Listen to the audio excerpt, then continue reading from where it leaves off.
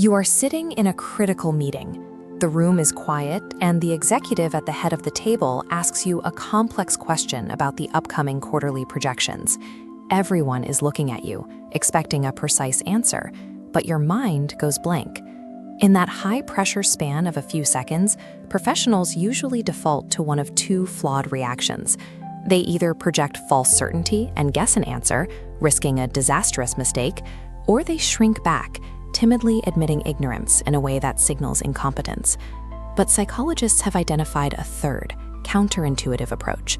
It is called intellectual humility.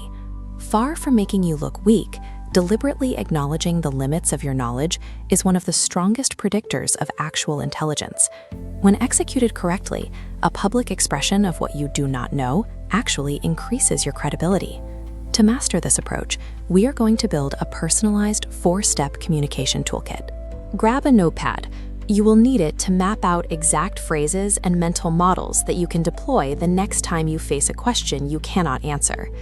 By the end of this process, you will see that true professional authority does not require an encyclopedic memory of facts. It requires demonstrating a rigorously honest analytical process. Step 1 requires an audit of your own mindset.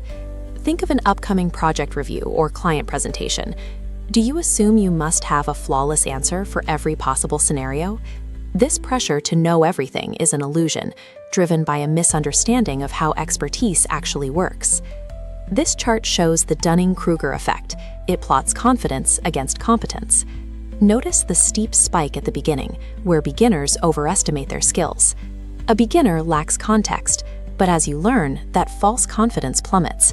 You discover the vastness of the field and realize exactly how much you do not know. Through sustained study, you climb out of that valley.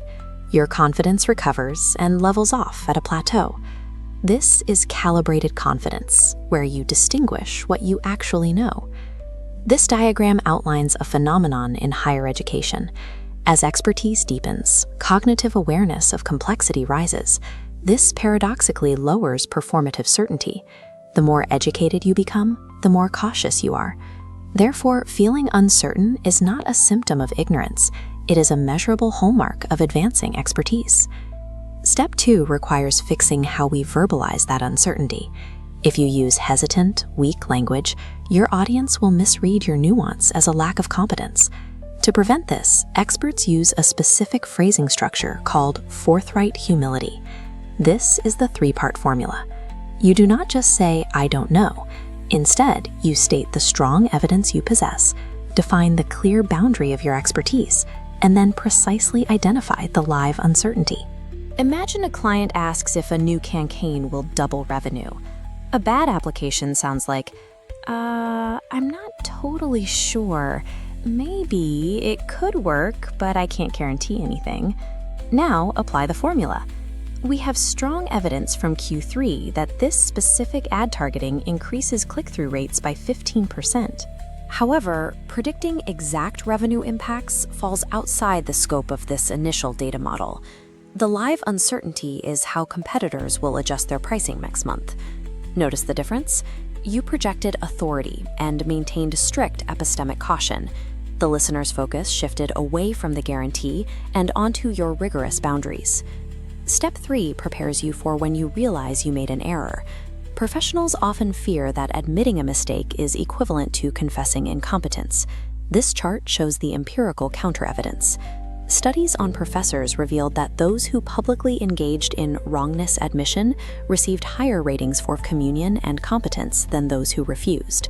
To safely correct a mistake, use this protocol. First, explicitly state your original incorrect belief without any defensiveness or caveats.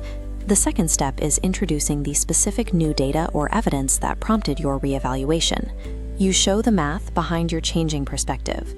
The final step is stating your updated direction or conclusion clearly and decisively, allowing the team to move forward.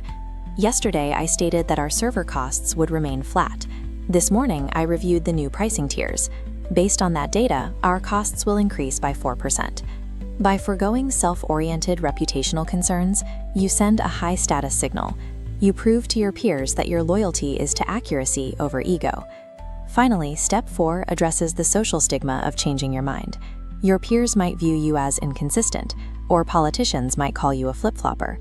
Psychologists call the process of adjusting your confidence as new data arrives Bayesian thinking. You treat your opinions as hypotheses to be tested against reality. Most people treat their beliefs like static possessions, keeping them as trophies of the past. Flexible thinkers treat their beliefs as tools to be actively sharpened and refined. Stop apologizing for changing your mind. Instead, use the phrase, "updated my position." State clearly, "Based on this morning's report, I have updated my position."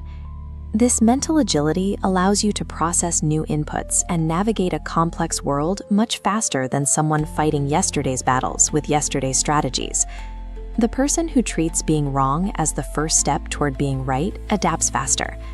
A willingness to abandon outdated beliefs is your greatest competitive advantage. Review your notepad. You now have the exact frameworks to handle the unknown. Map out your calibrated confidence, deliver the forthright humility formula, run the wrongness admission protocol, and practice Bayesian updating. True intelligence is not a fixed reservoir of memorized facts you can pull from on demand. It is the capacity for continuous adaptation and the rigorous honesty to accurately measure what you do not yet know. Your challenge now is implementation. The next time you sit in a high-stakes meeting and face a question you cannot answer, do not guess. Do not shrink back. Deploy your forthright humility script. By refusing to fake certainty, you will command deeper respect, and you will redefine exactly what true expertise looks like in your organization.